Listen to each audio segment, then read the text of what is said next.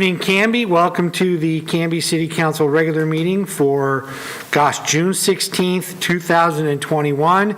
And we are almost fully back as a council in the council chambers.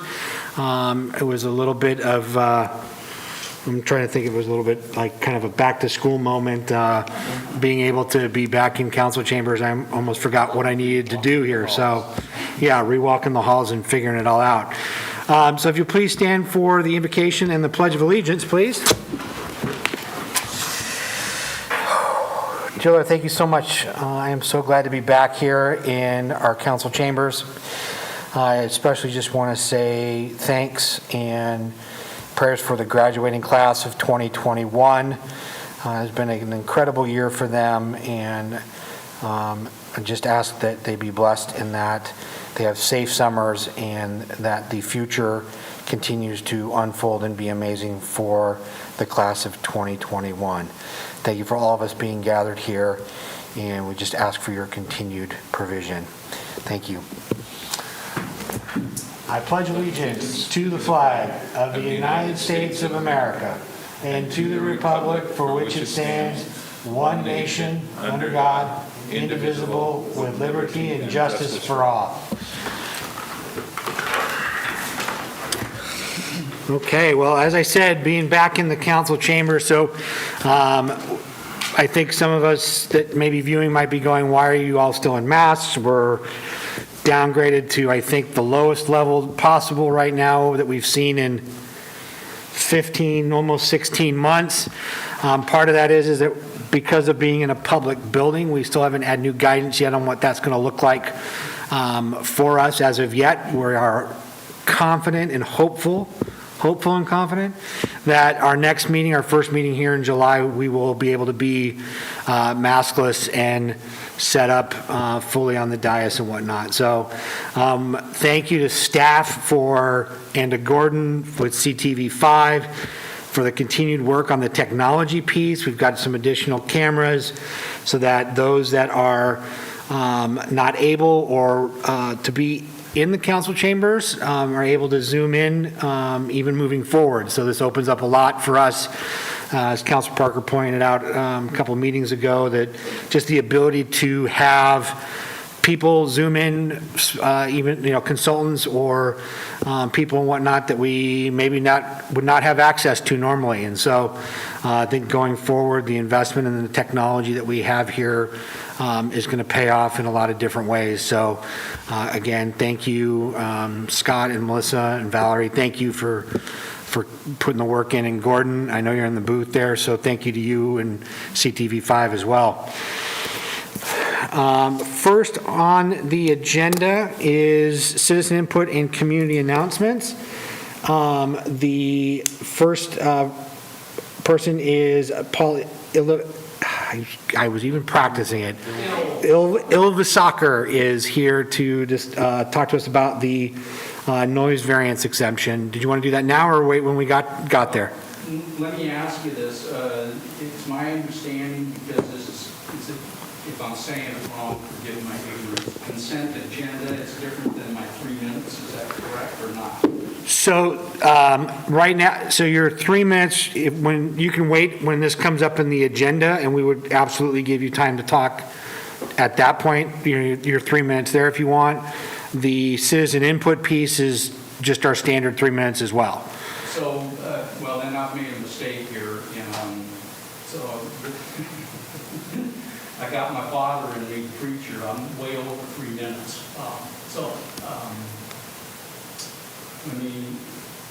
Let's do this later on, and in the interim, I will try to pare this down and get it more succinct. Okay. So it's not so boring to everybody, and that maybe we can. Brian, my problem is I would like to have input on some questions that I have asked over the years and concerns with these explosions. Will that happen tonight? To be able to give you the answers to those?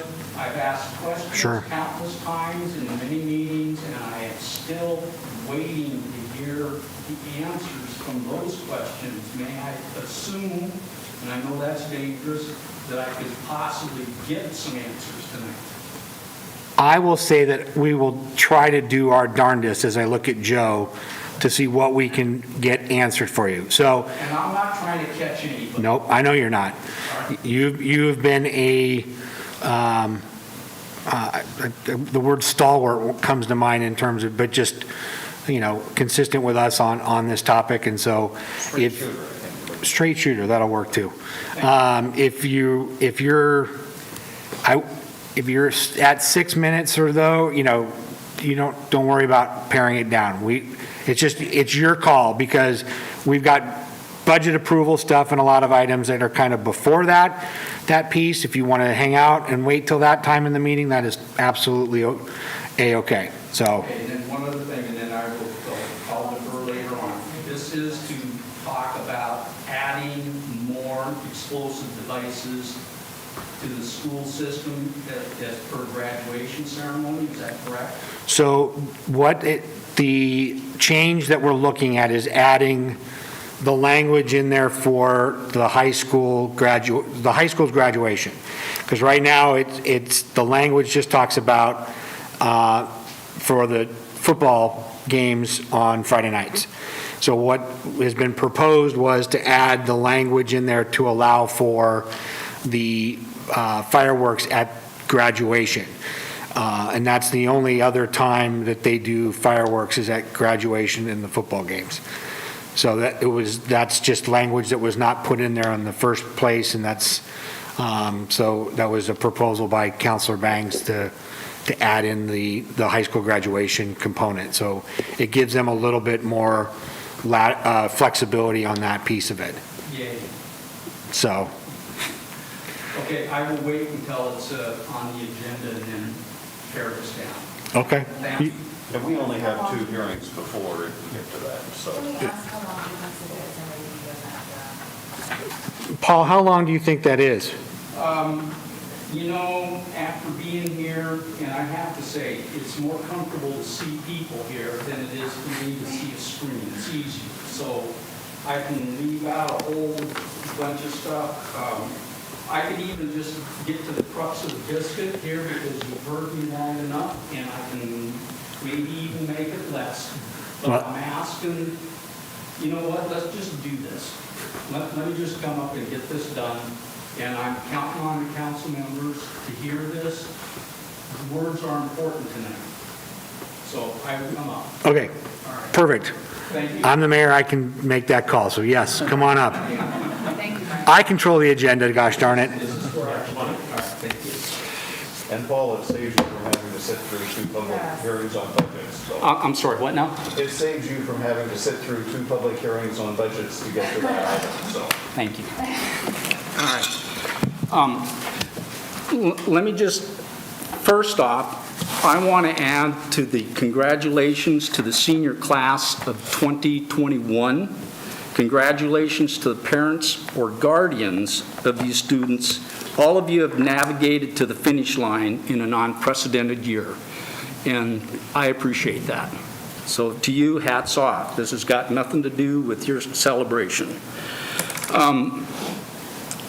I need to know why the city of Canby insists on celebrating touchdowns with explosive devices. You know my history. I've given you medical records. I've given you information. I'm not sharing anything personal anymore because it gets construed wrong. Why are we doing this? So why does the high school choose to do the fireworks piece at the high school football games? Well, let me rephrase that. Why is the city council giving the variance to use explosive devices out of school system and take away our land-sensitive use and not give me any quarter whatsoever under the public peace and moral synopsis to file a grievance or a complaint?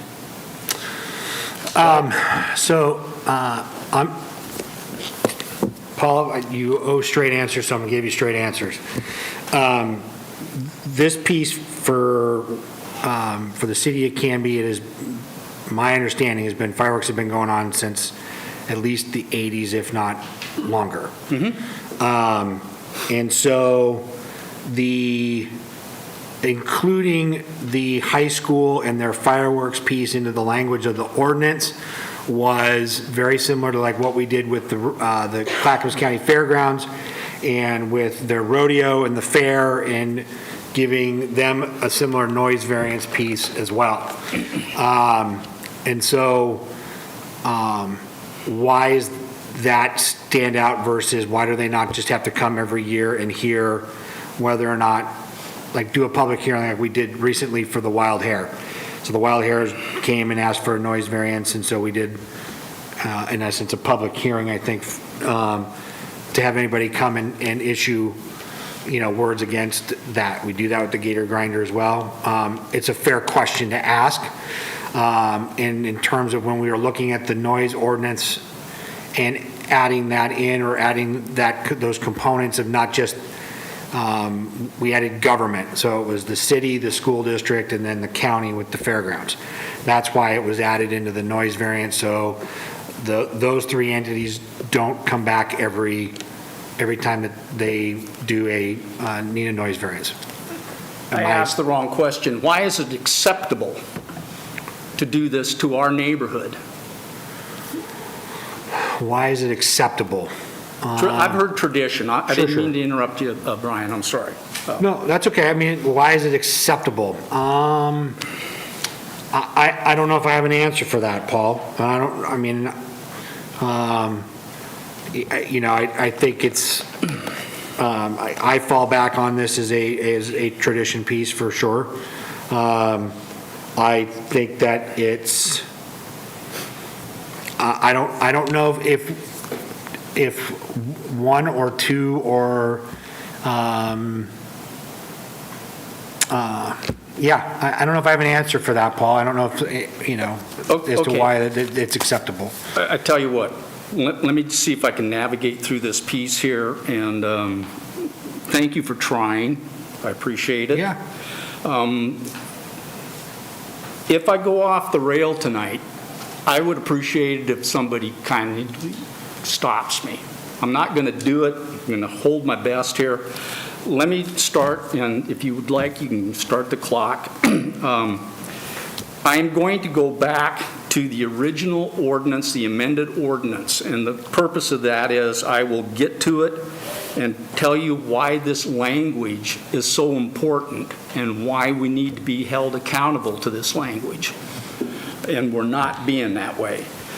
An ordinance amending Canby Municipal Code, Chapter 9.48, regarding noise variance exceptions and declaring an emergency. That sticks with me. I'm not going to read it. Then you flip it over, Section 2. Inasmuch as it is in the best interest of the citizens of Canby, Oregon, to enact this ordinance as soon as possible, due to the event scheduled in early September, an emergency is hereby declared to exist, and this ordinance shall therefore take effect immediately upon its enactment after the final reading. I know the City Council has been through a little bit of a brouhaha, according to the paper, but I need the citizens of Canby to understand this too. This is more for them than it is about me and about the council. To the citizens of Canby, please refer to the Herald Pioneer paper dated June 9th, 2021, specifically page 3, titled Resolution.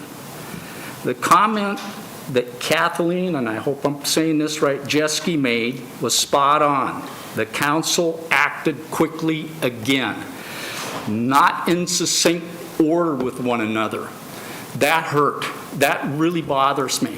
And I'm not here to admonish because I've got enough baggage going on here, and sometime you want to come over to the house, I won't tell you anyway. So please don't do this. You fast track something again, okay? And then I find out that the labels used conservative or liberal, and this was the impetus to do whatever was done because one group didn't like the way the other one might have said something, may have thought. We can't run things like that. What happens to the label us, quote unquote? How about we become that? What can I do to make this better? How can I help? I mean, it's like you guys, I get it. You're doing a job that I wouldn't want. I couldn't do what you're doing. But I can comment on things that are bothersome, and this isn't, I'm not the only one here. I'm going to drop this. Let me just try this out. I want to read, well, before I do that, I brought up to the City Council information that I had garnered from the Oregon Humane Society as well as the Multnomah County Rescue. And it had to do with the explosions. And I documented that. I asked the question to submit in writing why the statement that I made was not accurate. It is about how animals are abused during fireworks. Animals don't know the difference between 4th of July. They certainly don't know the difference between graduation ceremony, and they certainly don't know the difference between the Camby football games. The problem that I have here is by the variance given from the City Council, you have the possibility of one at the graduation. I could sink my teeth into that. It means a lot more to me to have something like that for the students and the parents. It's one time. It's not random. It's the random stuff that puts me through the ceiling. What you've done is you've given 5 home games thereabouts, I think, and now you want to add the graduation. There's 6. And so that gives you 6 times more abuse to my cat that is traumatized, and I'm dead serious. It runs, it hides. That is the description of a cat in fear. That is a description of abuse, and this is going on. Why is that okay? Or is it not? Am I saying something that isn't accurate? How's that? Paul, I don't think it's something that's not accurate. I'm now a dog owner for the first time ever, and so I have no idea, what 4th of July holds for us as a family with now a dog and fireworks that go on in the neighborhood as well. So I don't know what that's going to look like. I also have 2 cats, and it doesn't seem to faze them. So that's just my personal experience. Your experience, you were right there in the neighborhood next to the fireworks, and so why is that, again, kind of back to your question of why is that acceptable? I don't know if I have an answer for that as to why it's acceptable. I'll tell you what, I'm putting you on the spot No, here. that's okay, though. I mean, I opened it up for the dialogue, and which is not typical, but I feel that it needs to be had. Let me complete this, and then I'm going to go into your core value statements, and then I can end this, and this is where I would really appreciate the words that I'm about ready to use and the understanding. Words are important. I mean, words get weaponized, and we're in the process of, a lot of people are in fear of hearing inclusive and equity because it means something different to them. I want to go by what the definitions are, and I'm trying to do something, and I believe it was a council member that stated this 3 years ago about binary. Things are either on or off, but binary also has to do with yes or no. Binary can be verbal. Binary can be language. It doesn't have to be cut and dried, the law is this or the law is that. Equity is an interesting, and this is again from the Merriam-Webster Dictionary. Equity is justice according to natural law or right, specifically freedom from bias or favoritism. Hang on that a little bit, please. The other thing is, if we don't acknowledge a problem, it doesn't get fixed.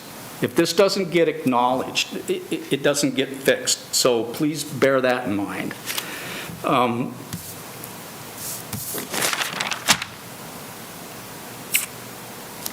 I want to just read, if I can get my stuff together here. Here it is.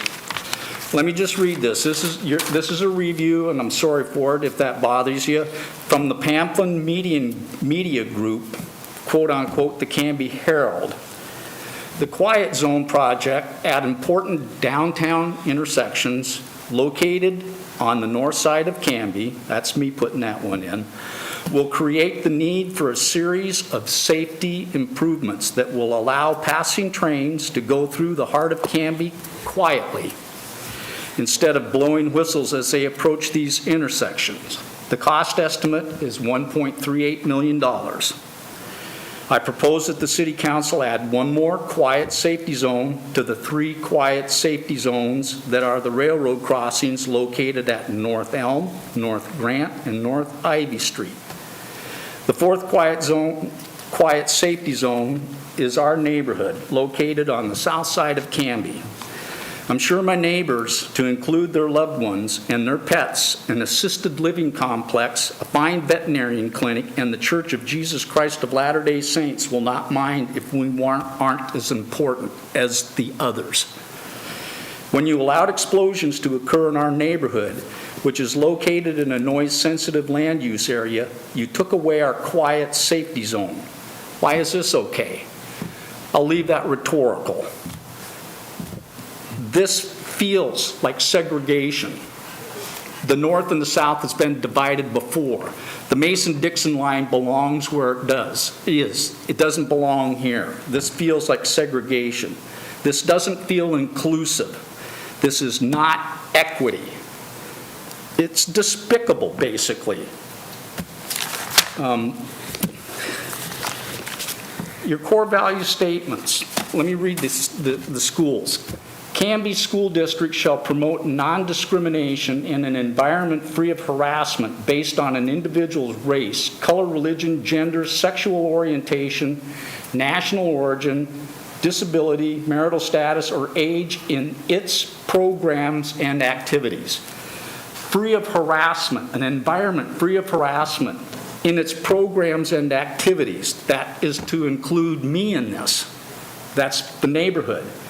This is not right. This core value statement is not when you destroy neighborhoods with explosions. It's not a core value statement. They need to put unless in there. Here's the cities. Honesty, ethics, accountability. We adhere to the highest standards of honesty, ethical conduct, and accountability that inspire public confidence and trust. That's really been upset here over the last week. These are the foundations of public trust and confidence. Not when you passed the amended ordinance 1489 and eliminated our noise-sensitive land use designation. Not after you abused your power to pass the COVID resolution. Livability. As a city, we honor the importance of maintaining the small town feel while continuing to address economic development, housing, parks, long-term planning, public safety, and transportation. Not when you create a quiet safety zone for the north side. For the north side of Canby, but destroy our quiet safety zone with sanctioned explosions. You have divided us. Inclusive community. We are committed to open communication and outreach to engage all segments of the community. Not when you've segregated the south side of Canby from the north side of Canby by way of quiet safety or destruction of our neighborhood. Exceptional service. We are dedicated to providing exceptional customer service and delivery of public services to our whole community. Let me catch my breath. Not to the south side of Canby, located in a noise-sensitive land use area. Finally, under goals, continue to improve the quality of life of our citizens. not when you request more explosions to be used on the south side of Canby. Let me conclude. You have taken away our equity. Equity, again, it is defined as justice according to natural law. Specifically, freedom from bias or favoritism. This is a fair ask to the City Council, or Canby City Council, as well as the Canby School District. Give it back to us. It wasn't yours to take. Restore our neighborhood, right your wrong. The answer to amending the code is no. Get your own house in order. Stop the explosions now. Thank you. Thank you, Paul. So just a couple of things I want to, I think, build on, and then I'm sure we'll have some additional dialogue when we get to this in the agenda this evening. So, the first comment you made is if a problem's not, if it's not an acknowledged problem, then we can't get it fixed. I agree with you on those things. You talk about the difference between the train and that being set up as a quiet zone, and my piece to that is the train aspect is multiple times a day, whereas when we talk about the fireworks at the football game, it's 6 times a year. In football games and graduation, it's 6 times a year. So I'm not sure those are similar in that regards. That's just, I'm just shooting from what my thoughts are on this. The fairground events, the city fireworks that we do for Independence Day, and now the high school and graduation piece have been long-standing events. And when we did the ordinance and we put those in there, that those were exempt from being maybe in the public hearing piece, because the events and I left out the fairgrounds, but the fair and rodeo are long-standing events, and so we know, or with high probability, that those are going to be events that are going to be approved. The other option is that, and maybe that's what the bottom line is what you're asking, is that there's a noise variance or noise ordinance period, and that anything that's going to go outside of that noise ordinance needs to come and have its day in the sunlight or its day in court for people to come and make a comment on. Is that, I mean, No. because at the end of the day, I believe that even if we went that route, that things like fireworks for Independence Day, the fair and rodeo noise variance, the graduation fireworks, and potentially probably the football games would probably pass each time that they came up. And that's not my point. My Okay. point is not to make people come here for a variance. My point is that the city council gave variance, carte blanche, and hamstrung me as an individual from filing any grievance using what I am accountable to, the public peace and moral synopsis. And you guys took that away from me, and then you took it away. That's why I'm not hearing from the Booster Club or the people that I like fireworks. I like explosions. I will come to your house and show you what noise is. I've been threatened. This is just stupid, and it's ignorant. It is still segregation. It is still discriminatory. I don't care how you spell it. It happens during football season. It's still discriminatory. So, What we witnessed in the paper from the last go-around with this COVID resolution was not equitable to 3 counselors as maybe equitable to the others. Somebody took charge of that and ran with it. I mean, so it's all over the place here. Your core value statements, if I am correct in the wording here, and I believe that I am, it is exactly what I said, and it doesn't matter. And for crap's sake, how many football teams in the Camby's league does this?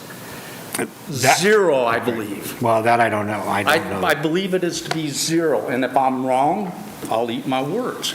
So Canby stands out as this community that allows this, where other communities are okay with it. There's nothing I like better than to hear the teams over at the school playing sports. Why don't we blow up stuff at the volleyball games? Is it because it's inside, or is it because they don't get the same thing as the football team does? Why does the baseball team not have it? Why is it that it's okay to keep doing this? Stop it.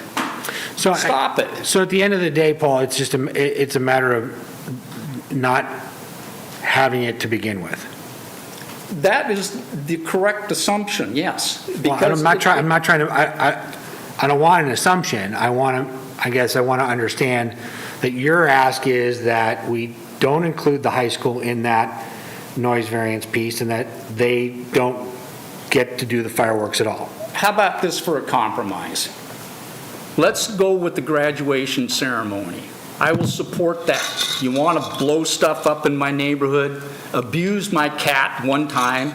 The nice thing about it is that it could be set at a specific time. You cannot take and plan for randomness. Once it starts, you don't know when the other one comes. That's my problem. It's what I have. And I don't care how you spell it. You can call it a mental disease, you can call it a mental illness, you can call it whatever you want. It didn't come from military service, it came from a whole bunch of other stuff that's my business. And it's gut-wrenching. I want to come out and scream. I mean, the anger is there. I lost my temper a long time ago, and I'm not trying to find it again, but I'm getting close. This is just hideous. It's a hideous tradition. If it's tradition, why are people not able to drink out of a drinking fountain way back when? Why did they have to sit at the back of the bus? Why did women not have the right to vote? Tradition? Bull crap. Okay. I better quit. Okay. Did we get the questions that you asked at least? I think that's further than we've gotten, I think, in a long time. Yeah, there you go. I'll take that, and maybe because of my angst, I didn't hear it. But I'll do this. Personally, it's an affront to me to even think about more explosions. What I have laid out with the Camby's tradition, for crap's sake, you got to grow past this. People got to grow up. There's no need for celebration of touchdowns. There's a difference between 4th of July. I mean, to compare 4th of July and football, I don't think football players were at the Revolution securing our rights. I'm done. Okay. I'm done. Paul, I appreciate it. And Yeah. Thank you, by the way, for giving me heads up so I don't have to sit through this. Yeah, no, and we'll talk, I'm sure, when we get to that piece in our agenda, for sure. I will say Paul. adieu to you. Thank you for listening. Thank you, Paul, I appreciate it. Paul, thank you for all the time. All right. The other citizen input piece is Ron Byrne. I think Ron is wanting to talk about the Camby's 150th anniversary and might be zooming in. Let's see here.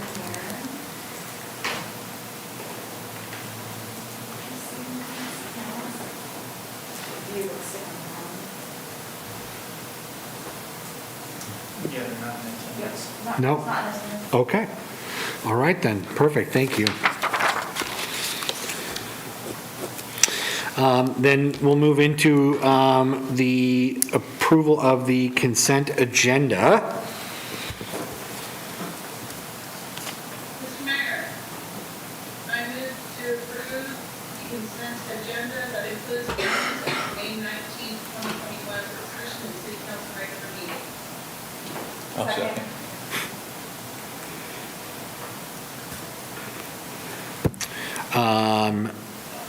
Motion's been made by Council President Hensley and seconded by Councilor Barry to approve the consent agenda, which includes the approval of the minutes of the May 19th, 2021 City Council regular meeting.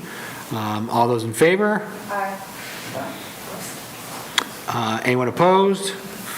All right, that carries 5-0. Perfect. Our next piece on the agenda this evening is we have two public hearings this evening, and that is around our revenue sharing and moving into our budget pieces. So I'll read our public hearing statement for the first one, which is regarding state revenue sharing funds. The matter presently before the hearing body requires a public hearing. All interested persons in attendance shall be heard on the matter. Opportunity was given to sign up or provide testimony beforehand this evening. And so far, no one has signed up to speak on this topic or has submitted comments or testimony. A decision shall be made by the hearing body at the close of the hearing, or the matter will be continued to a date certain in the future. This will be the only notice of that date that you will receive. Does anyone have any questions about the procedures of the hearing here? Zoom? Seeing head shakes of no, we're good. We'll start with the staff report. We will have questions by the hearing body, if any. I will then open public hearing for testimony. So proponents will not have more than 3 minutes, and then opponents will not have more than 3 minutes. I will then close the public hearing. Any further questions by the hearing body, and then discussion by the hearing body. Any further comments? Great. I will turn it over to Scott and Julie to present. Mayor Hodson and Council, thank you. Yes, Julie Blum, Finance Director, will be giving you the staff report, and we'll be happy to help answer any questions here together. Good evening, Mayor and Council. So before you tonight is a resolution declaring the city's election to receive our state share of revenue. The Oregon law requires that cities every year actively pass a resolution or ordinance saying that they do want to receive the state share of revenue.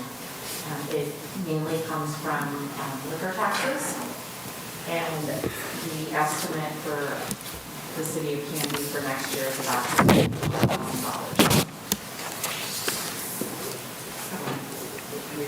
We're looking for approval to tell the state that we do want to receive these funds. This is my favorite vote every year. Yeah, Mr. Mayor, Yes, Councilor Parker. Easiest vote. for those following along at home, this is probably one of the dumber things that the state of Oregon makes cities do, is say, yes, we want the money that you're going to give us. So it's one of those hoops that we jump through every year, and thank you for the report. And just to be clear, that's $2 million in liquor. 212,000. Oh, I was. We'll take $2 million. Yeah, I was going to say. The past year here with COVID, I knew was good. You really overestimated our city's ability to drink. Yeah, I was the Councilor Spoon's point. I Well, apologize. We've been working harder than that. That would be really nice, but no. Okay. I'm glad I asked that question. All right. Any other questions of staff right now? All right. Well, then I will open up the public hearing for testimony.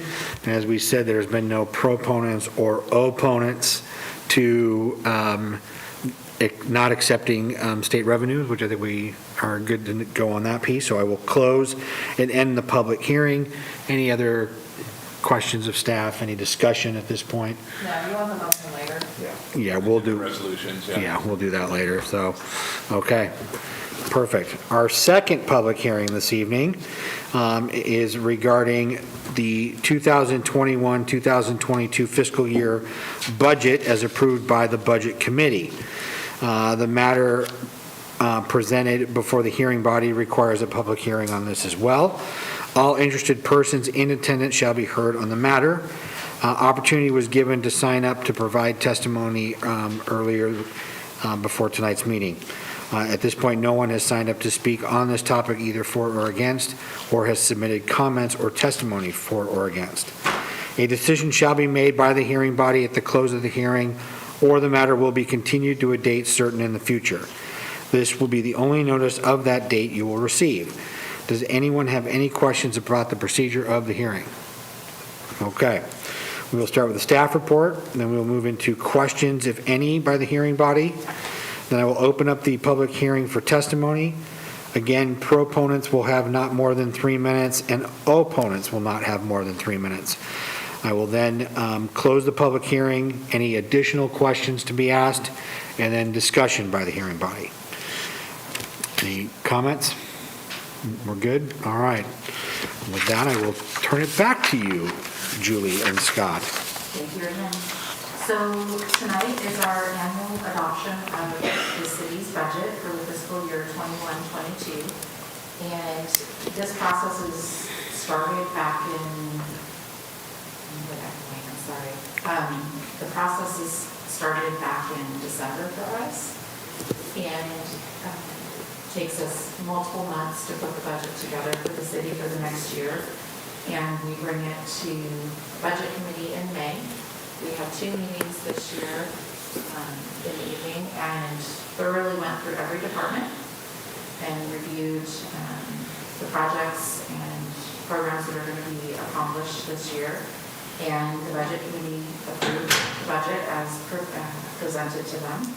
And so this next step is to bring it to council for adoption. Great. Thank you, Julie.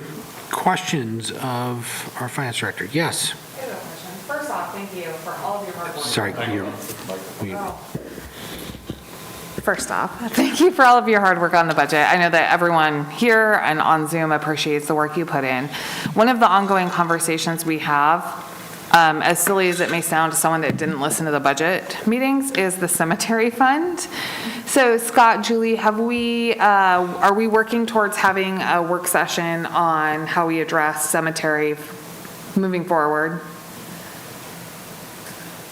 Yes, internally I have had conversations with staff and myself. I believe, Councilor Parker, your idea was to make that the topic of our first quarterly budget meeting? That was my suggestion. Right. You know, it annoys me that we have this program here that's not paying for itself. And I would like us to bring this before the Budget Committee to finally put a nail in the coffin of this discussion. You really worked for that one, Mr. Parker. You had that one loaded for a while, didn't you? He's been waiting. That's 4 years in the making. Okay, so it will be a conversation, because I would really like, for those that have followed along, really like to close this up by the next budget meeting, because I feel like you all agree this has been a years long, every year we have the same conversation. So by the time we have this conversation next year, there might be some answered questions. Correct. Okay, thank you. That's what we're working towards. Yeah, I really appreciate the work you've done on it. Thank you. Thank you. Any other questions? Okay. I will open the public hearing regarding the budget as approved by the Budget Committee. And we don't have any proponents or opponents necessarily. So I will close the public hearing and then move into questions, if any, by the hearing body. Council Tiblers or Council President Hensley, anything? No? Okay. Anyone here, any questions or further clarifications? Julie, I think I had a couple of comments or questions. So there was conversation, I think, that about our police budget. And then it was being asked about our police budget being, people had approached me about it being shocked that our police budget, I think, was at 78 or 79% of our budget, which is not the case. Can you explain in the budget document just kind of like what may have led to some of that conversation? Yes, there's 2 different charts in the budget. And one of them is a pure, it's on page 43 of the budget document itself. The bottom chart is a pure percentage of general fund total. And that is right about 49-50%. The top chart takes into account how much of just our general revenue the police budget uses. So, for instance, the planning department brings in revenue that offsets their costs. And then the court brings in money that offsets their costs. So it's taking that into account as well, of how much of our actual general revenue that it takes into account. And that is where the 75%. 75. So there are two different ways to look at that. Great, thank you. The other piece I wanted to talk about, which we kind of talked about a little bit before the meeting this evening, was our current reserve levels.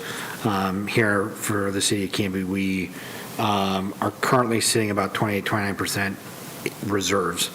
It doesn't include the federal money for the COVID relief pieces and all that, but just things that we would call our seed corn, right? So I first got on the city council, and two of our community members that were on there referred to it. So Gary Potter and Ron Berg often referred to it as what's our seed corn, like what do we have in reserve for that rainy day or that tough stretch. And so I commend this council and previous councils the last couple of years really trying to build back that reserve piece for us for that rainy day aspect. So because we don't know what's going to happen here in the next couple of years, how much we're going to need that or whatever. And the other big piece, it was more of a comment than just that we've worked really hard to build those reserves back after we really went through and got to, I wouldn't say dangerously low levels, but we got low and lower than I think any of us were comfortable in doing. So, and I think over the work that staff did in previous years, really operating on a status quo budget is what enabled us to get back to this level. I know that we've got conversation, I think, as a group from a policy standpoint on, is where do we feel that being in terms of, is that where we want to be? Do we want more? Is this it, right? So I think we've had conversation about if the money's sitting there, is it working for the citizens of Camby, or is it not? And is it enough in the rainy day fund just in case, or is it not enough? So I think those are also policy conversations we need to have, along with, the cemetery fund being sustainable. So, so I really appreciate that piece. So that's my only questions and comments on that. Okay. That's a great analysis there. Sorry, Julie, can you maybe move the mic closer to you just so that, perfect. Is that better? That's Yeah. way better. Thank you. So that's a great synopsis of the reserves. So, you have reserves for emergencies and unforeseen things. And we've been through 3 of them in the last year. And we've weathered very well. And we are using some of those reserves to make some equipment purchases to prepare us if we have another ice storm or earthquake or anything like that that might happen. But we did very well as a city, and that's a huge tribute to our different departments, our public works department, in managing those. So it was a good test year, I guess. So I think now is probably the right time, as you said, to look at those policies and see if we're still where we need to be. Great, perfect. Thank you, Julie. Okay.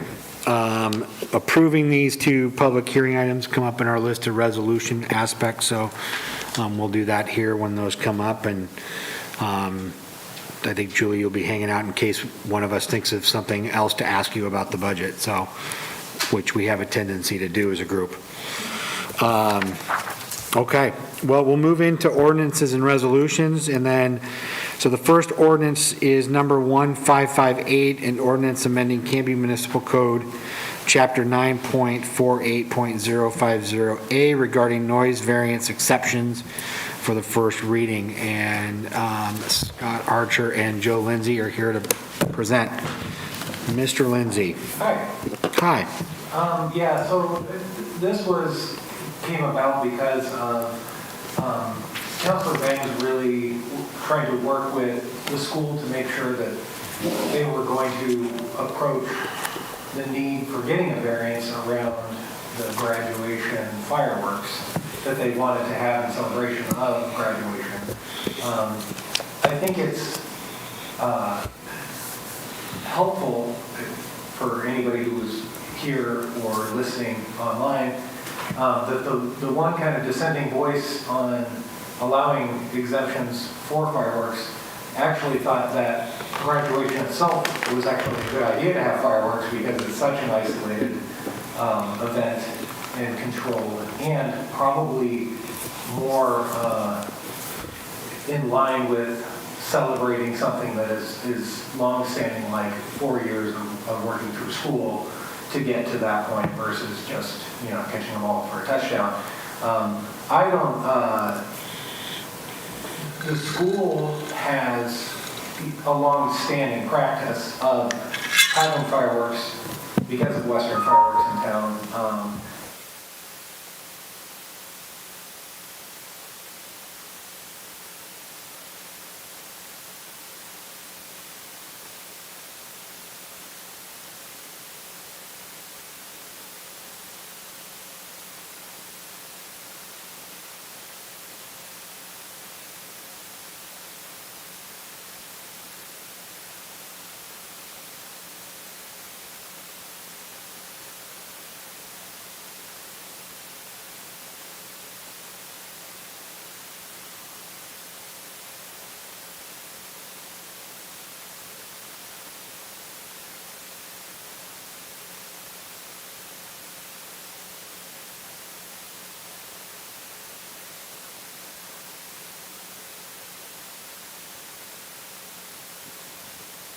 Is this one better?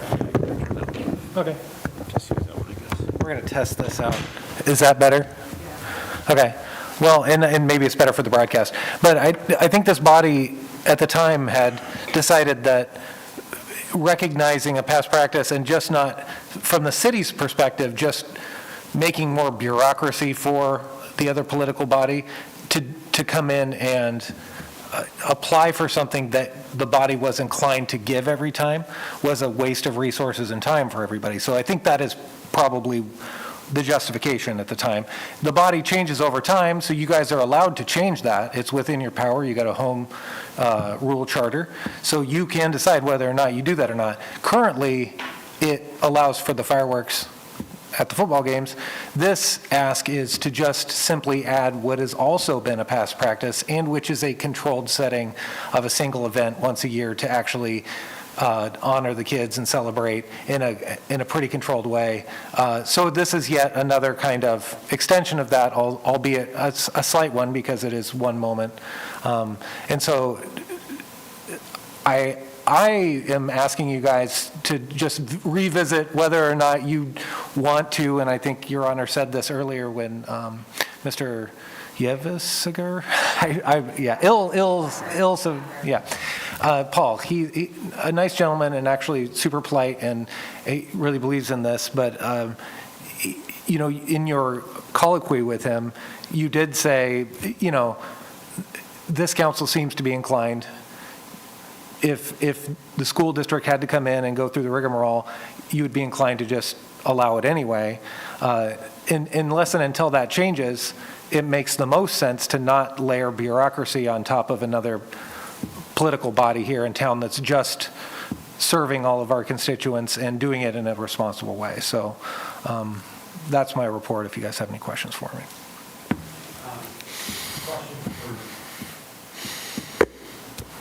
Questions for Joe on this matter? Yeah. Thank you, Mr. Mayor. Joe, as we've been talking about this over time, really over years at this point, my ask when we kind of brought it up as a topic to see if we wanted it to come to us is that I would like to see this continue at graduation. I think I'm the only remaining council member that grew up here, and I remember the fireworks at all of the games. I get it. But my ask was, can we ask them to notice the neighborhood at least? Like annually, the dates of when these might happen. And I didn't see that in the language. Are we not asking them to do that?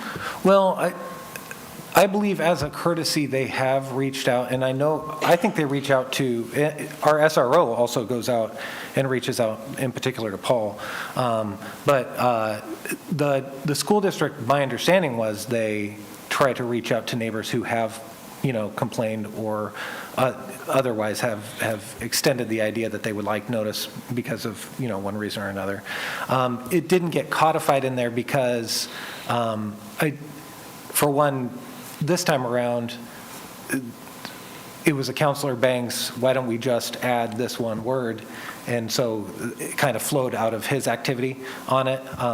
So had this body said that would be something that could be put into the ordinance for sure. But it's one of those things that if that's going to be the exception, I guess you probably want to have something that's quantifiable. Like you must do it within 100 feet of where the explosions are, or 200 feet, or whatever. And so those are things to think about. But it didn't get done this time because it was kind of presented through Counselor Banks. And one more question. So in the many times that Paul has come, he has often mentioned that where he lives is a noise-sensitive area. Mm-hmm. Is there a code that refers to that? I'm unaware of what he's talking about in terms of the noise-sensitive area. I will say this, that the school's activities themselves have an allowance for noise up to midnight, actually. So they even have a carve-out in terms of time where others, like industries and construction, are supposed to stop by 10 p.m. So, I mean, it is a long-standing recognition that school activities are protected a little bit more against basically getting a code enforcement ticket for activities that everybody, the community wants to encourage, if that helps. Yeah. Yeah. Counselor Parker, anything? Counselor Farwick? Counselor Tibbles, anything? No? Okay. Council President Hensley? No,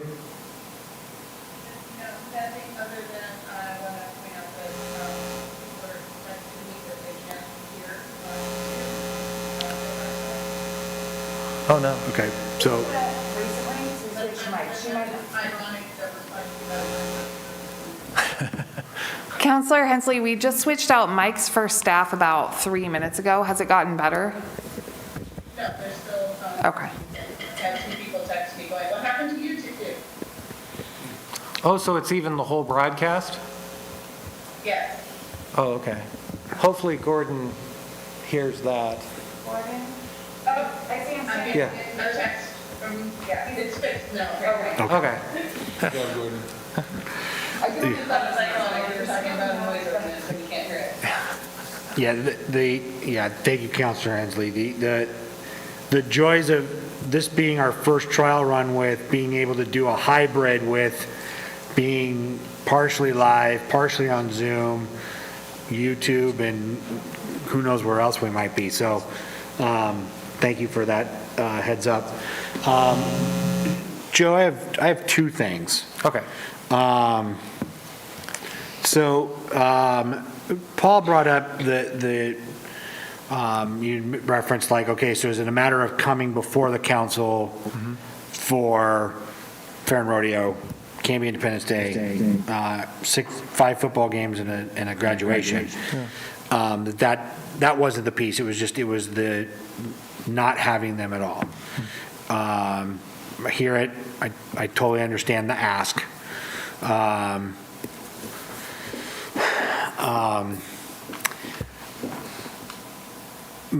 Personally, for me, that it's an ask. Anybody can come and ask for that to happen. I wouldn't want to see that go away necessarily, because I think if it's, if we're going to use the equity piece, then it would be across the board, then we just don't do it at all in Canby. Barring a few, maybe Independence Day. So the other aspect that he brought up, and this is my question, was the perception that by doing a blanket ordinance with this variance already built into it, that doesn't provide our citizens or our residents to come and file a grievance or a complaint regarding the fireworks or a noise variance being broken Yeah. by whatever organization's holding an event. That's not the case, correct? Well- They can still come to the council chambers and say, hey, this event at the high school, you know, here I am saying I got an issue with it, or you know, 5 other people can line up and do that, or it can be a matter of writing into the city itself saying, you know, 'cause we've had that in the past with, I think, we had one with the Gator Grinder, and this was like 3 or 4 years ago. That still, ability is still present and available for someone to come and say, hey, I'm having real issue with this particular event with these particular fireworks, or whatever that noise may be, correct? Yeah, and you guys allow for citizen comments every single meeting, so a person could feasibly come in, he's come in a lot. But yeah, in terms of like due process and the form of the complaint, he gets to complain kind of in the vernacular, right? Which is the way we talk about it colloquially, oh, I'm just complaining, you know? He gets to complain to you guys. What he doesn't get to do is write out in our court a complaint against a violation and have a day in court over whether or not they violated the code, because and it sounds simple enough, but the idea is you've said they are exempt from being in violation of the code. And the reason you do that is because, say, 1,000 people are going to complain if you're the school and you light up some fireworks, and they're all going to rush to court and file complaints on you, right? If you had that sort of situation, they would never have any assurance that the activity that they're doing is actually sanctioned and safe from people complaining in the court. So effectively, by making an exception to a violation, you allow them some assurance that their activity isn't going to be going to court. So it's true, he's saying, yeah, you're usurping his ability to go to court, but of course you are, so that the school district doesn't have to face being hauled into court every time they do something that they think they were given permission by the city to do. And let me rephrase that. This is, I think, the 3rd time in like 2 weeks now that I've used a term, and it's got me caught here. And what I meant by day in court, meaning being able to come in here and talk to the council. Yeah, oh yeah, actually he going always to has that court. right. Okay. Yes. Anyway, not literally going to court, sorry. I meant Yeah. us being the ones that decide these ordinance pieces, this is where you would come. Yeah. So I just wanted to Well, and you guys clarify are that. the legislature, right? You guys make the rule, and it's within your power to change it. And so him talking to you actually is a powerful thing. Okay, thank you. My second question or comment is in regards to Section 2 of the ordinance that he talked about, and that being, right, so inasmuch as it is the best interest of the citizens of Canby, Oregon, to enact this ordinance as soon as possible due to events scheduled in early September, an emergency is hereby declared to exist. Is that in this ordinance? Yes, it is. And this ordinance shall therefore take effect immediately upon its enactment after final reading. So that is in our packet there, page 12. And so my question is why, Well, it doesn't need to have an emergency. yeah, And my apologies for that, because I should have yanked an emergency clause off of this anyway. If you want or are inclined at first reading to pass it, you can pass it as amended, excising the declaring an emergency and taking that out. the Section 2 section, and then we'll do a revised piece for. Correct. Okay, great. And you can do that by interlineation, which is basically taking out your pencil and scratching it out and saying, as amended. I will let you do that for sure. Okay. Agreed. It was probably a remainder from the initial It ordinance was. for football season, but yeah. And, yeah, okay, yeah, and I just wanted, I mean, he did bring that up, and so I just wanted to, didn't seem to me like we were in an emergency situation on this particular piece, so, okay. that is all that I have. Any other questions? No? Okay. I guess so, Joe, if someone was going to make a motion, they would just, do we amend it first? How do we? Yeah, you can say I move to adopt the ordinance and, but as amended, removing the emergency clause, and then I will do that. Which is all of section 2, okay. Yeah. Yeah. Okay. Okay. If there's nothing else, I'll take a motion or not. Everyone. Okay. Mr. Mayor, I move to adopt ordinance number 1558, an ordinance amending Canby Municipal Code, CMC, Chapter 9.48.050, Parent A, regarding noise variation exceptions, redacting the emergency clause, or whatever the fancy word was that we were supposed to use, to take that out. Council President Hensley, was that a second? Thank you. Okay. So the motion's been made by Councilor Varwig and seconded by Councilor Hensley to approve ordinance number 1558, an ordinance amending Canby Municipal Code, CMC, Chapter 9.48.050, Parent A, regarding noise variance exceptions, as amended regarding the emergency clause. Any further discussion? Can I just? Yeah. I know that Paul's not here anymore. I don't know if he watches. But I really appreciate that he keeps coming and keeping this conversation open with us, because we should be sensitive to the way that actions we take impact the neighbors. Like, not all of us, a couple of us live pretty close to the high school, but not all of us do. And so, Paul, if you're listening, I really appreciate that you keep coming. I'm also sensitive to his experience, right? And I understand that he doesn't have the best experience. I'm going to vote for it because I think graduation is the time that we should celebrate and have fireworks. And so I believe in doing this. I will also say it was maybe it was in person, so it was over a year and a half, 2 years ago, when Paul and his wife came and they expressed a number of different ways we could celebrate touchdowns and at the high school. And I do still have a genuine interest in the high school taking some of that up and employing students to find new ways to celebrate, because I did grow up here. It has been happening a long time. I don't think tradition is the reason we should always vote for something. And I think that it would be really interesting to see what the students can come up with to find their own way to celebrate that is kind of by the students, from them creatively. And so I have a genuine hope that that continues to move forward and that the school finds another solution. So I believe in voting for this. I believe that, graduation is something we should celebrate. But I would just say, I do hope the high school continues to notice people with the dates annually when this might happen. And I hope they find another way to celebrate touchdowns that aren't necessarily explosive, because I'm sensitive to Paul's struggle and issue. But yeah. Well stated, thank you. Any other discussion pieces at this point? Okay. All those in favor? Aye. Anyone opposed? That carries 5-0.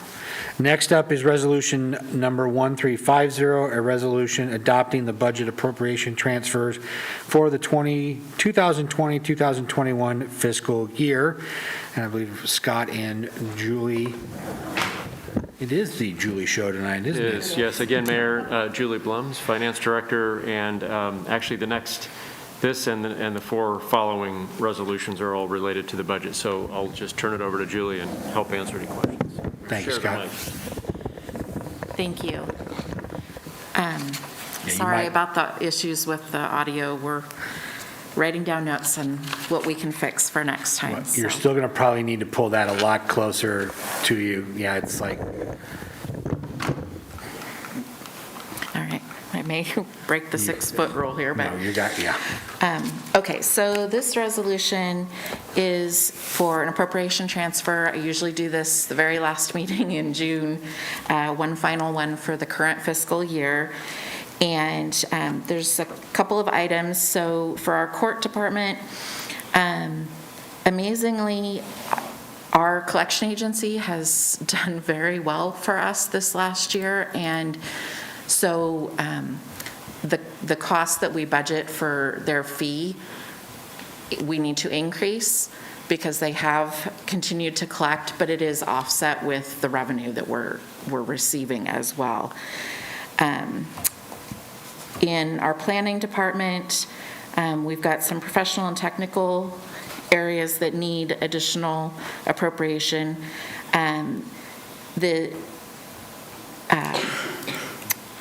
I just forgot what the acronym was. The EOA study, we started that project this year and had to put it on hold. The state asked us to put it on hold. And so it's funded by a grant, but we didn't have the money in the budget to actually make the payment. So this is to appropriate to actually make the payment that we received the grant funds for. And we do have some temporary staffing. We've had some staff out for a while in our planning department, so we did bring on some temporary help to help them keep their heads above water with all the development that's going on. And then our engineering costs, again, because of all the development, it's commensurate. More development, your engineering costs are going to go up. So everyone's favorite topic, the cemetery. So we need to appropriate more money here because due to the ice storm, there was a lot of cleanup that had to be done there. So there's staff time that is allocated to that. I will say I had a phone call with FEMA today regarding the ice storm. Oh. And we're working on what we can receive reimbursement for and what won't be eligible. So we're not far enough along for me to say that we'll get all of our labor back, but we might get some of it, so. Okay, good to know. And then in our not allocated department, in the general fund under personal services, so we've had several long-term employees leave this year, either resign or retire. And I normally budget $75,000 in this line item for retirements and separations. And we're going to end up at about $250 this year. So I need to appropriate more additional funds to cover that for this year. Additionally, in our facilities fund, we need a little bit more appropriation. We've got some janitorial stuff with the COVID costs that we've incurred more janitorial costs. And then our HVAC maintenance and elevator maintenance, those costs as well are higher. So we need to appropriate additional, just $15,000 there to cover that. And then our sewer fund, the last one, is our capital projects this year. We ran into a lot of issues with our sewer projects. Ivy Street, I think, is cursed. Everything we do on that street costs more. And so that project in particular, the costs were increased, and we just didn't have the appropriation in the current year. And with the Ivy Street pump station that's farther down on the other side of 13th, we thought that project was going to be completed by June 30th of last year, and it wasn't. It rolled over into this year. So that's the other additional appropriation. So, questions? I'll make a motion. Great. Great.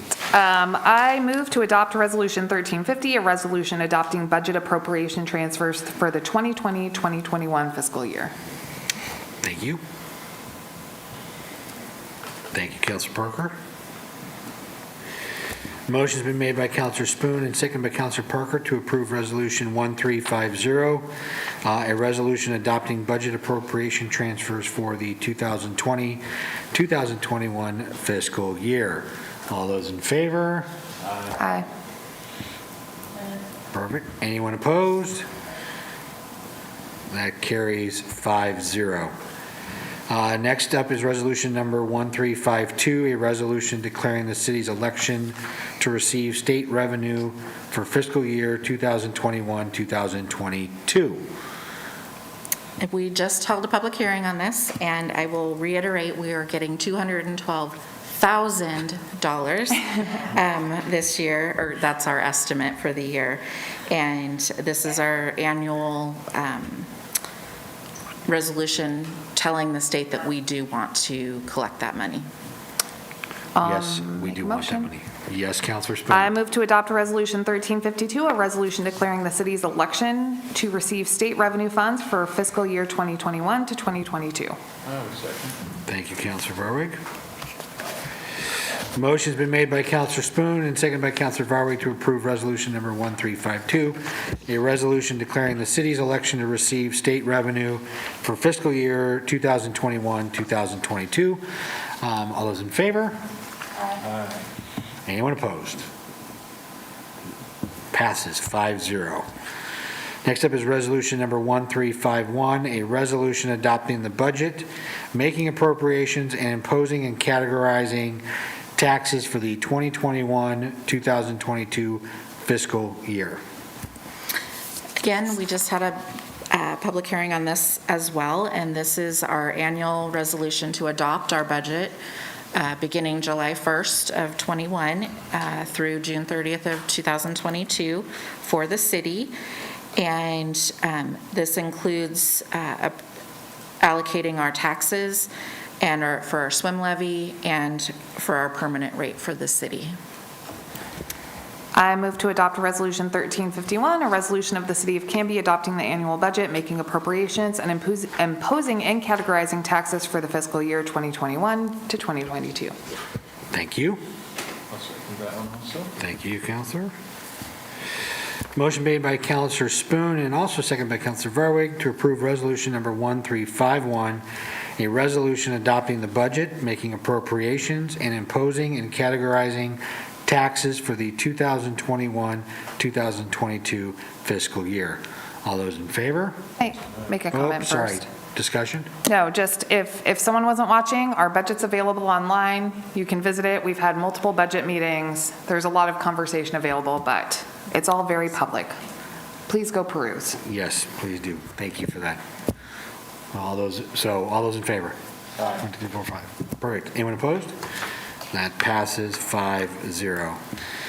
Resolution number 1353, a resolution authorizing an interfund loan from the Cemetery Perpetual Care Fund to the Library Fund in the amount of $500,000 and authorizing repayment of the interfund loan in fiscal year 2021 to 2022. Julie. Thank you. So this is a resolution to do a loan from our Cemetery Perpetual Care Fund to the Library Fund to get them through the first 6 months of the year. They don't have enough cash flow to maintain their operations until they receive their tax revenue, which does not come in until January. So for the last, 4 years or so, I think this has been our solution to get them through until their tax funds come in.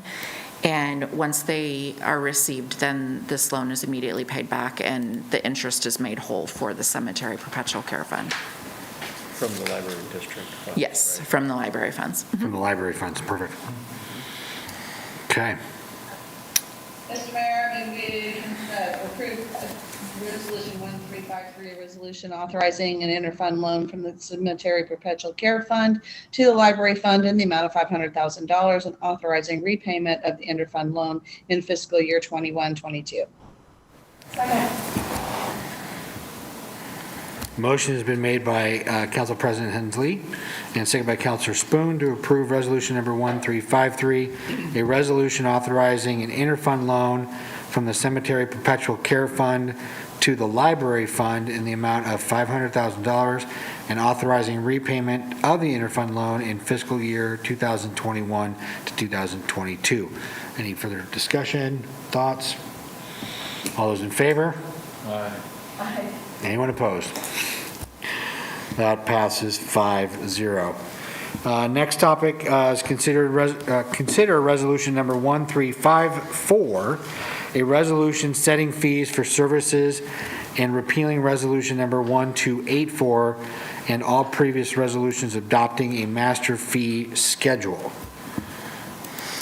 All right, so this is our annual master fee update.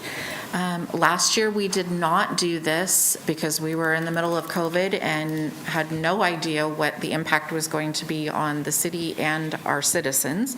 So we did wait a year for this update. So some of these fees have been adjusted to account for that as well. Not a lot of changes this year, some minor ones. We don't have a fee for returned electronic payments. We have them for return checks, but not returned electronic payments. So we did that. There's a few minor changes in our police department and in our court. Again, very, very minor changes to their list of items. Utilities, we're adding a new fee. So we have a program with the utility billing. The owner of the property is responsible for the utilities and the cost of those utilities. And when we have a rental property, oftentimes the landlords would like their renter to be responsible for that. And so we have an agreement that we have to work through with the landlords, letting them know we will bill your tenant, but you are ultimately on the hook because you're the property owner. And it's a pretty labor-intensive process to do those agreements, so we are asking to institute a fee to do those. Is that the one that's the $25 there, Julie? Yes. Okay. And then the parks maintenance fee. So this includes a 2-year increase because we did not do one last year. Right now, our fee is $5.16 per month, so this is going up 22 cents per month for the parks maintenance fee. Our SDCs, again, no increase last year, so we took the average increase from 2018 to 2020, and the increase is 3.66%. So we applied that to all of our SDCs as an increase. Our planning staff, and this is something we talked about a meeting ago or a couple meetings ago, about development paying for itself and planning fees covering their costs. So the planning department did a lot of work and went out and looked at several cities, other cities of comparable size, and looked at what their fees were. They looked at, what the staff time is to do these different functions here. And so these are the culmination of their review and assessment of what we need to increase. And it keeps us comparable, but doesn't price us out of the market. So. And Julie, I think we've had this conversation in years prior in terms of our growth as a city and the rate at which we were growing and adding homes and things like that. And, as I'm kind of scanning through this and kind of refreshing, and I think your comment is right on, it's an increase, but it doesn't price us out, and puts, because I know that's often, whenever we increase fees on anything building-wise,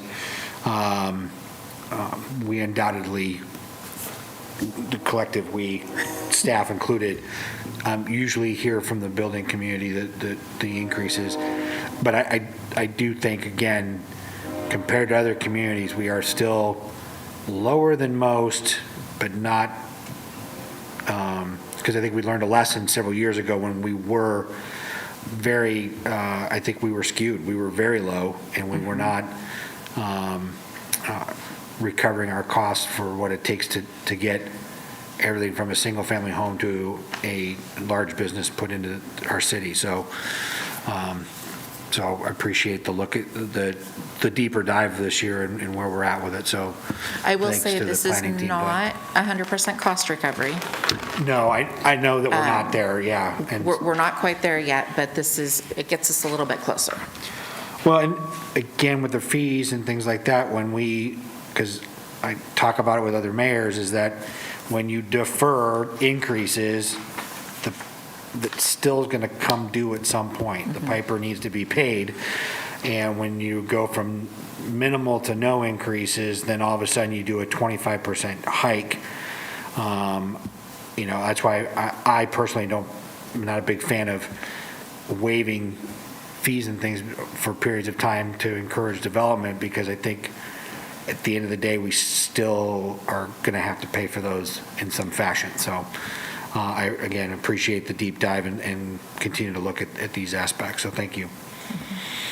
Yes, Councilor Spoon. Is, agreed on all counts, is the goal to eventually have cost recovery? Because I'm not a super big fan of taxpayer subsidized development. So I would like developers to pay the fees that they owe us for the services we provide. Or I know that we're incrementally working in that direction. Is that the goal? That's a policy decision Yeah. that the Okay. council's Yeah. going to need to decide whether we want 100%, whether we want 75, where do you think we're at numbers. now? Good question. We're probably at 50 to maybe 75. Okay. I think. That's lower than I thought we would be. Yeah, that's a great question for us to answer then. No, I agree with you. It is a policy decision, but I was kind of curious where we fell in I terms think of cost that's- recovery, and I think that's something maybe we can address in goal setting or some other time, Yeah. how we get there. Yeah. Thank you, Julie. Cost recovery is a tricky thing, because usually when you do a study to do cost recovery reviews, you bring in an outside company, because staff don't, we just do what we do. It's not like a dollar for dollar, like. Right. And so having someone come in and they interview staff, they look at what you do, they take the process from A to Z and really calculate all of that, so you get a true cost of the process, so. Yeah, I appreciate that. I understand Yeah. it's not like I wasn't asking for a hard and firm No. exactly what, but if you think that's like an estimate, I think that at least gives us some information to work from moving forward. Right, yeah. Thank you. Other questions or comments? Councilor Parker.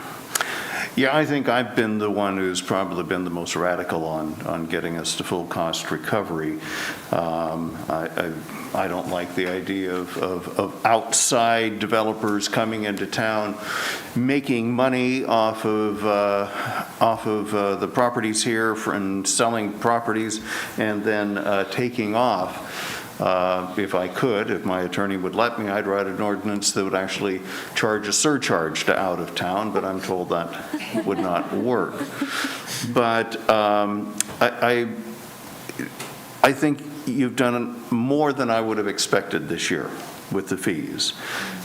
This was an extraordinary year.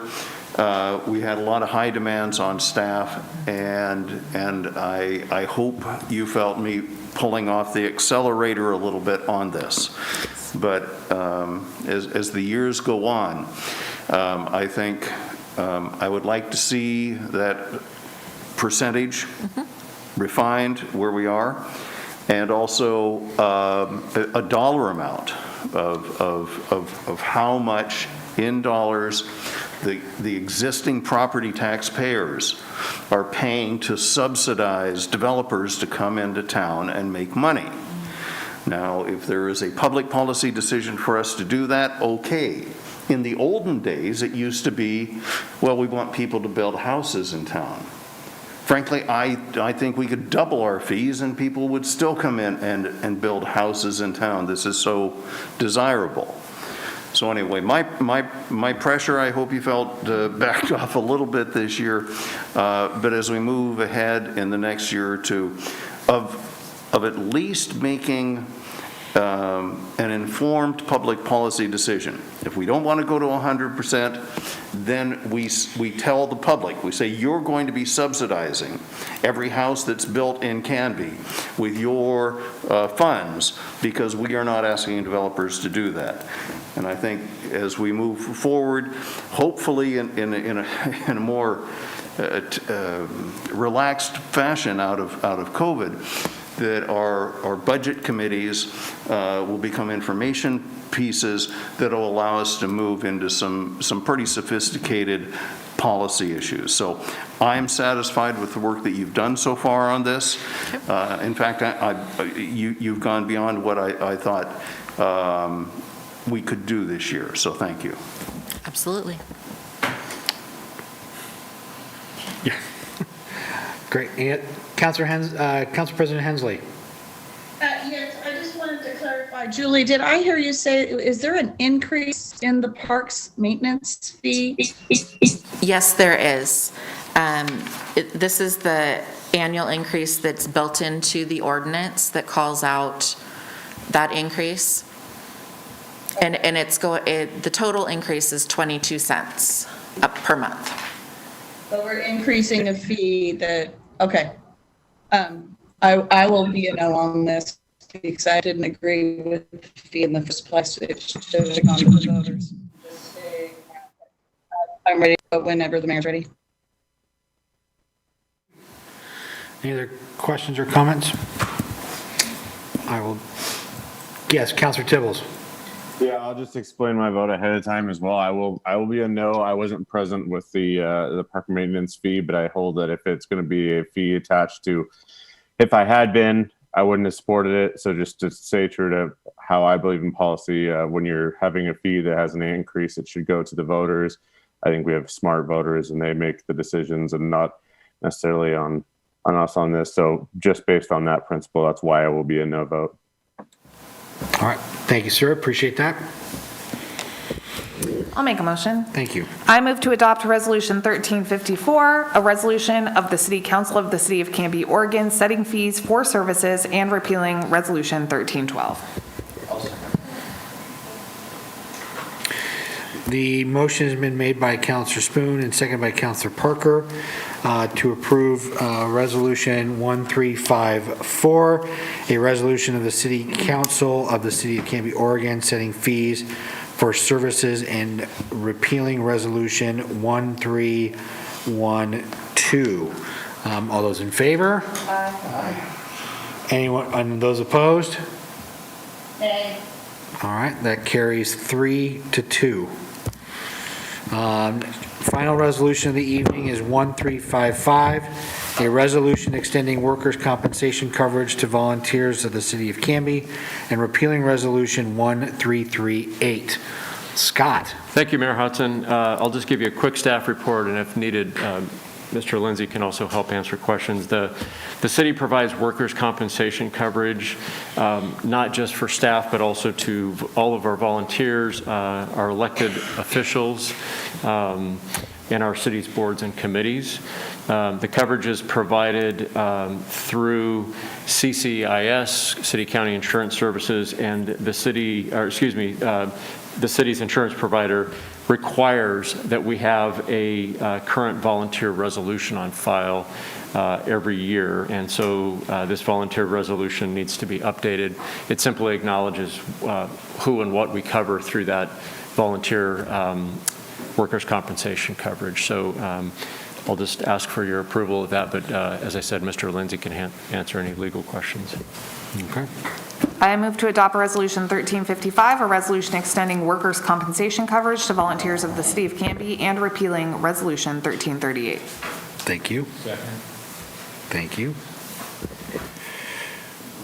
Motion's been made by Councilor Spoon and seconded by Councilor Varwig to approve resolution number 1355, a resolution extending workers' compensation coverage to volunteers of the City of Canby and repealing resolution 1338. Any further discussion or question? No? All those in favor? Aye. Anyone opposed? That carries 5-0. Thank you, Julie and staff. This is one of those meetings that's always a big one in regards to the amount of resolutions. I don't think there's another council meeting that we have that has quite as many. So, yep. So thank you to staff. Moving into mayor's business, I just want to quickly just go through a couple of things. I just want to start with saying congratulations to the students of Camby School District. 2020, with the start of COVID, March to June was a challenge, and it was a lot of intense changes very quickly. And to the students of 2021, you had a full school year of course corrections and challenges in dealing with sudden change. And I think you all handled it with tremendous poise, focus, and you learn to adjust to change, especially sudden change in a lot of different ways. So carry that with you moving forward because it will always come in handy. But tremendous year, and I have 3 Canby students, and I couldn't be more proud of how they adjusted to everything that went on and how successfully they've completed the school year. So to all of those students, thank you. Great job. I'll have a deeper parks update at the next meeting, but just a couple of things so the park master plan is moving forward. And I think Scott has some details on that maybe here in his report. And then on Friday, the splash pad at Maple Street Park will fully be unveiled and ready to go just in time for the 90-degree weather this weekend. So Scott, thank you for dialing up hot weather for the launch of our splash pad. That's that. Give everyone just a quick, the Region 1 Area Commission on Transportation meeting was last Monday, and we just spent time going over the state transportation improvement plan and funding. So there's moving forward with that. A lot of that focus is going to be in previous STIP periods was a lot in terms of build out. There's going to be less of that. It's going to be more about emergency, more about enhance, so repair, and less about build, and more focus on multimodal pieces, so mostly bicycle and ped pieces. So as we get into the funding pieces and that, I will keep everyone posted on that. And then we had a tolling / congestion pricing update as well. It's just steamrolling right along. For those of you that are excited about tolling and congestion pricing, it's moving along. Those of you that are not, it is moving along. Also, the Clackamas County Coordinating Committee met. Check my calendar. So, again, that meeting where there was a lot more about the tolling and congestion pricing as it relates to Clackamas County. We also, myself and the Clackamas County Coordinating Chair, Co-Chair, Commissioner Savas, we signed on to a letter to our the Oregon congressional delegation regarding the inclusion of I-205 in any potential federal infrastructure package. So we made sure that letter was in their hands as that conversation is occurring at the federal level. And then finally, I just want to address Paul Ilvasaker, who is here. Typically, I do not give much latitude outside the 3 minutes. Paul has come a number of times to discuss the challenges of the fireworks that he is personally have and some of the neighbors. I felt it was due to him to give him that opportunity to get some of those questions answered. I don't know if we did the job. I think we moved the needle a little bit this evening. I don't find that to be necessarily a precedent-setting aspect. I think that's he was the only person that's here that was this evening.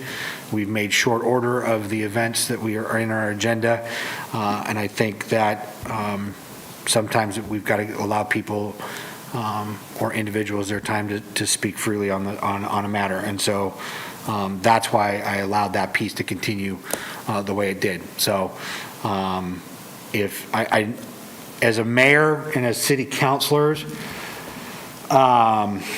we are accused or have a lot of things thrown at us in terms of what we may or may not do in our elected positions, and I want to, when the day comes and I'm no longer sitting in this chair, I want to make sure that anybody that's had the opportunity or wanted the opportunity to speak on a matter, that they've been given that latitude. Just like any of you up here, yes, I allow sometimes questions to go on and comments to go on because I felt that sometimes they need to be heard and be listened, and Paul handled himself, knew where his limit was, and he called it on his own accord. I didn't have to do that. Sometimes, yes, us on the dais, I do need to be better about reeling us in when we go off tangent. But tonight I felt that Paul came prepared. Paul wanted some answers, and I think that he was, I think we needed to afford him those answers. So that's why I did what I did in that regards. So thank you for that indulgence on that piece. We'll move into councilor comments and liaison reports, and I'm going to start with the Zoom crew. Council President Hensley, do you have any comments or liaison reports? I don't have anything this time, other than I just wanted to give a shout out to a couple of Camby school board members that made it possible for 7 boys to have their moment in the sun. And that's all I have. All right, thank you. Councilor Tibbles? All right, nothing at this time. I was actually going to echo those same points. I think the Canby School staff and school board members, Stephanie Carlson and Don Debner, did an amazing thing in giving those kids the recognition they deserve on the hard work that they did to graduate. So thank you for that. Okay, thank you. We'll go down to that end, and Councilor Spoon. Thank you, Mr. Mayor. First off, thank you for, I just want to say that I really appreciate the unique situation tonight with Paul. And I appreciate that you gave him time to talk. I think for those that haven't followed along in this years-long conversation, he's asked a lot of questions and we haven't always had answers for him. But he continues to come and engage, and so I think it was appropriate, and I really appreciate that you did that. I don't have any liaison reports. I just wanted to say it's really fantastic to be back in person. I have never raised my hand on the dais so often, but I've become accustomed to doing it on Zoom, and I'm used to saying yay or nay, and now I'm raising my hand and doing both or doing neither. But it's nice to be back and see everyone.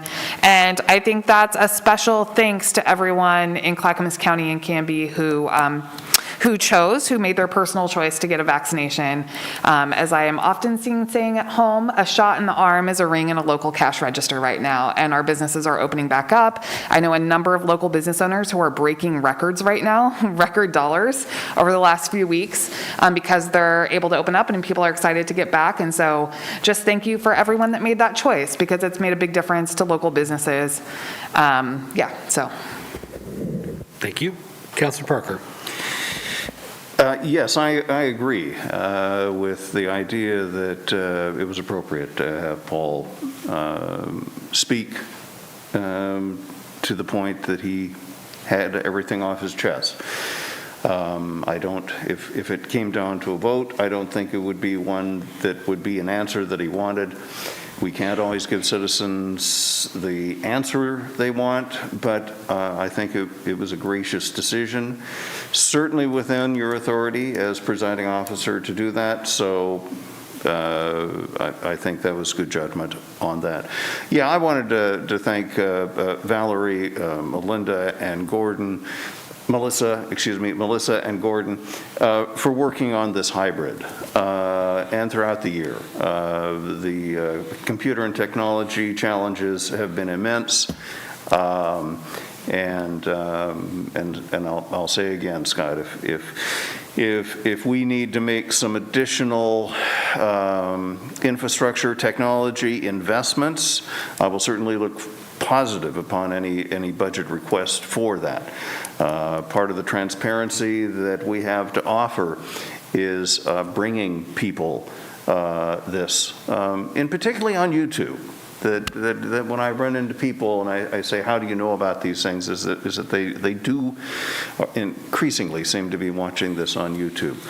And as the mayor said, I think as things settle down, it's going to be valuable for us to be able to bring in experts, even people from Salem or Portland that may have some expertise that otherwise on a Wednesday night wouldn't be willing to drive down to Canby, but who would be willing to sit in front of a computer and explain something that would be of value to us as we developed our policy. So thanks, staff, for making this work, and that's all I had. Great.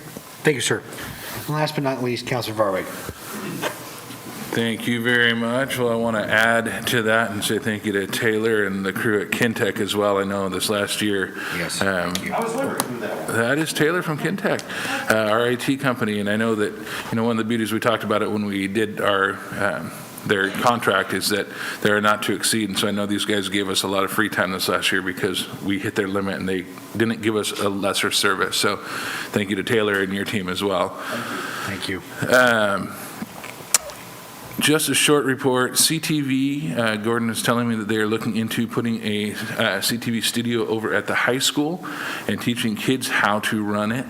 So that's going to be exciting, and I think they're hoping to have that set up next year, paying for that with the PEG fees that come from that.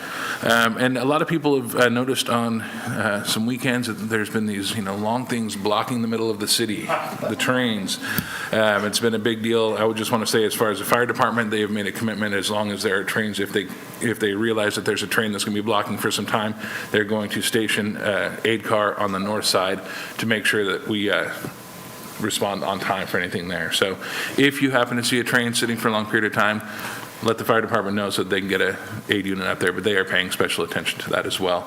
And I know with Chief Tro and Chief Davis, they're talking with Union Pacific, trying to figure out how do we avoid that. So that's all I have. I also just want to say congratulations to the 2021 graduates. It's not the year you thought it was going to be, but you will look back someday and realize that you are in a history book. So. Yeah, thank you, Councilor Varga. I was actually on the phone with Councilor Parker on Saturday as I was trying to maneuver around Camby, because all I wanted to do was get downtown, and it was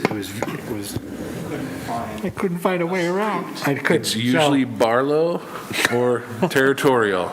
So if you And see that's the what I do is train, I just back go to to one of those two Territorial. automatically. Don't, just go to one of those. Well, to your point about stationing, an engine or an ambulance on the north side when that happens, and again, having the north side station will help, and it's amazing to think that Canby, in the 17 years that I have been here, has grown to the point where we're putting in a north side fire station, or at least a small hub for there to be stationed somebody out there. But yeah, the train thing is definitely a challenge in that regard. So hope we get that figured out. All right.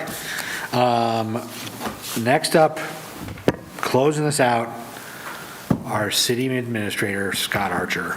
Thank you, Mayor Hudson. I do have a few things for you. First of all, regarding the setup in the chambers and the hybrid technology, I appreciated the comments that some of you made, and also thank you for the acknowledgement of the hard work of our staff, many of whom are here in the chambers tonight, but also others that have been working on things behind the scenes. It has been a kind of a continued work in progress and certainly challenge, but I want to let you know this idea of using the technology. Councilor Parker, I appreciated what you said, and I was going to report this anyway.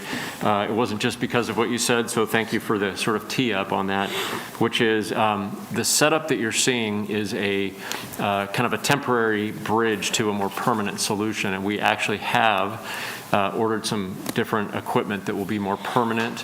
You'll see some different equipment in here over the coming weeks or perhaps next few months as we get that and get it set up. So things won't be kind of as temporary looking as they are, and we'll have different solutions, and then actually hopefully we'll have everybody on the dais together in the near future. And so We get personal TVs on our back. well, we have talked about maybe what we want to do to upgrade what you've got up there, so we'll get into that too. But yes, anyway, just wanted to let you know that we indeed are working on more permanent solutions to this, and so that even if you're all here most of the time, to be able to bring in guests or speakers, or allow the community and the public that want to participate that can't come in to continue to use this Zoom technology, which seems to be maybe something that has come out of this whole situation that, that is something we'll use going forward. And for the times that Mayor and Council, you can't be at the meeting in person, but you want to join, and we don't have to do the old-fashioned dial-in setup, and those can be tough. So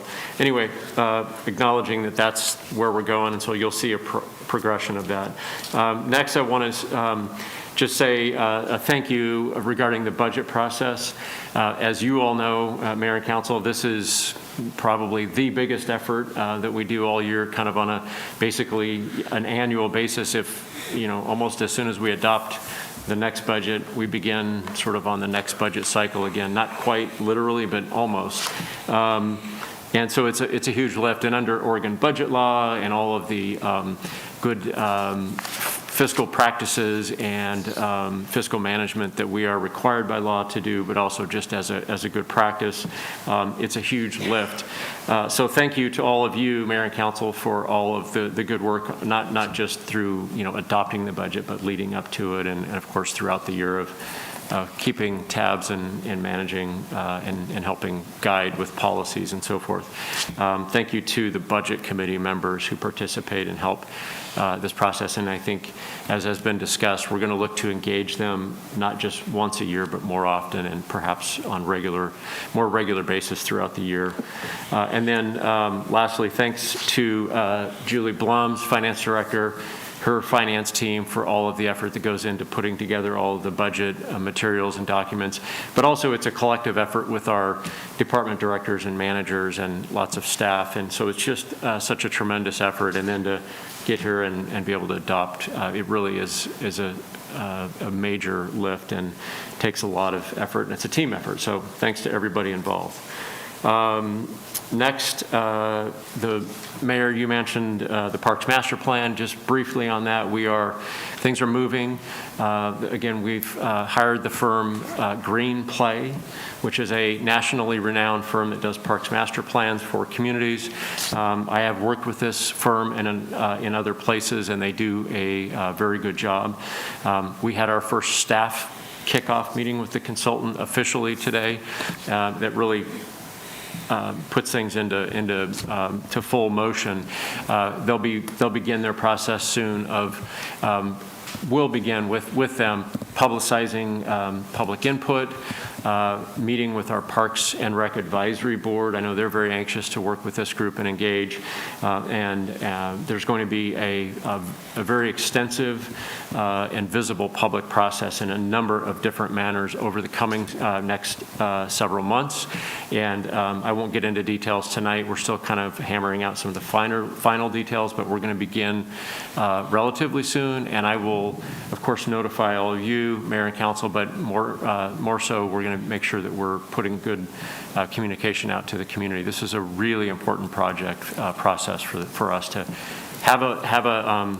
basically have a roadmap on what we want to do for Parks and Recreation. So we're excited about that. Next, as you all know, but just to make sure, as a reminder, and for those listening in the community, the city is going to be reopening all of our facilities on Monday the 21st, so this coming Monday. We'll be opening all of the facilities, City Hall, Civic Center here, library, all the associated departments that are in this building, our police department, our transit, and our public works offices and locations. So everything will be open as of Monday. We are going to do somewhat of a modified, although we still have a pretty good amount of public hours that we're opening to, but still somewhat of a modified schedule just to begin with. But then as the guidelines and mandates change, we'll look to ramp that up to basically back to our full reopening schedule in the not too distant future.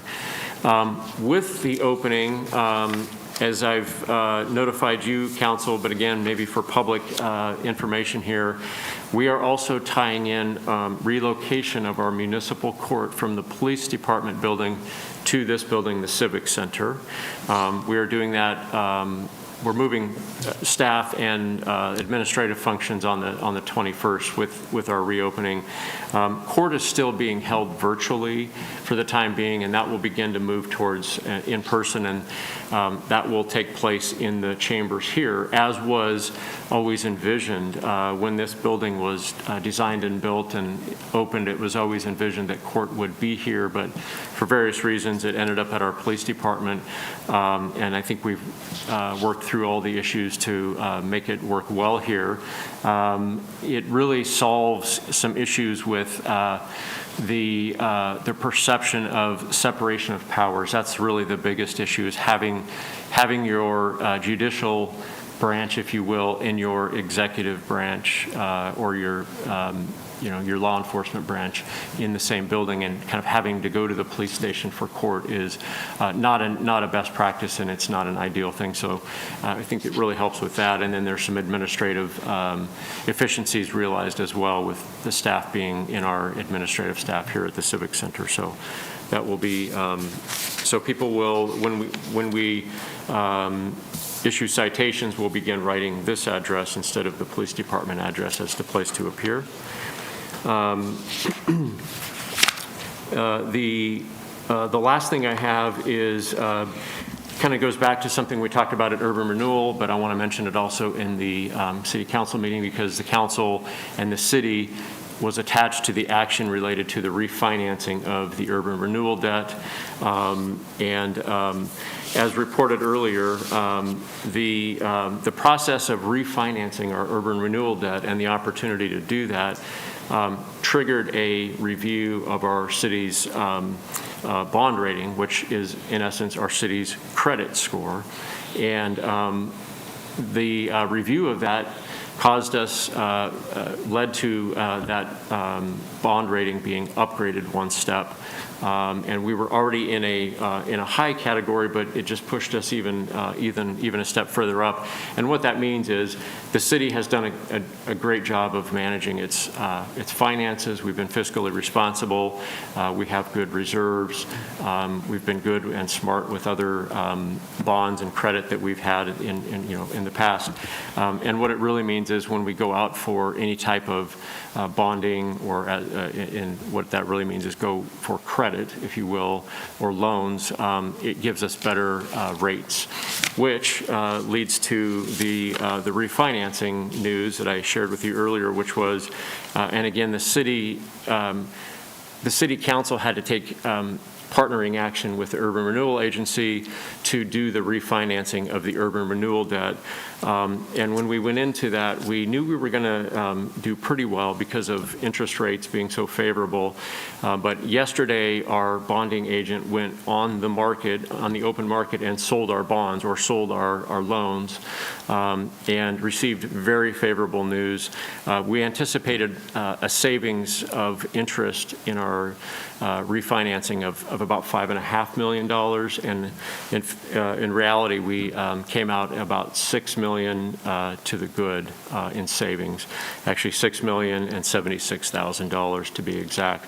Over that, so that savings is in interest and loan payments over the remaining life of the Urban Renewal Agency debt. So, just really fantastic news. Our bonding agency was actually saying that as far as a percent of the amount that we're saving, which is we're at about a 30% savings of our total bond, our total debt remaining, is extraordinary, and they don't know that they've ever seen that high of a savings. I think we ended up somewhat by planning and somewhat by good luck and all the different factors, we landed almost perfectly where we wanted to be in timing of hitting the market for these bond sales. And they said they really hadn't seen a percentage savings at quite this level. So this worked out quite well. So again, kudos to you in both wearing both of your hats as counselors and as urban renewal commissioners for allowing us to enter into this action, and also for the good fiscal management over the course of time. It's really led to a very favorable situation. So. And that is all I've got for you tonight. Thank you, Scott. I appreciate that. Another opportunity for citizen input. Melissa, no one? Okay. Melissa, action review. All right, you have approved the consent agenda, approved ordinance number 1558 to a second reading on July 7th. Approved resolution numbers 1350, 1352, 1351, 1353, 1354, and 1355. Great, thank you. On that note, I will take a motion for us to Mr. adjourn. Mayor, I move that we adjourn. Okay, is there a second on that one? Thank you, Counselor Hensley. All those in favor of adjourning for the evening? Everyone's still raising their hand. Anyone opposed? Anyone want to continue to meet? No? All right, that passes 5-0. Camby, good night, and thanks for joining us.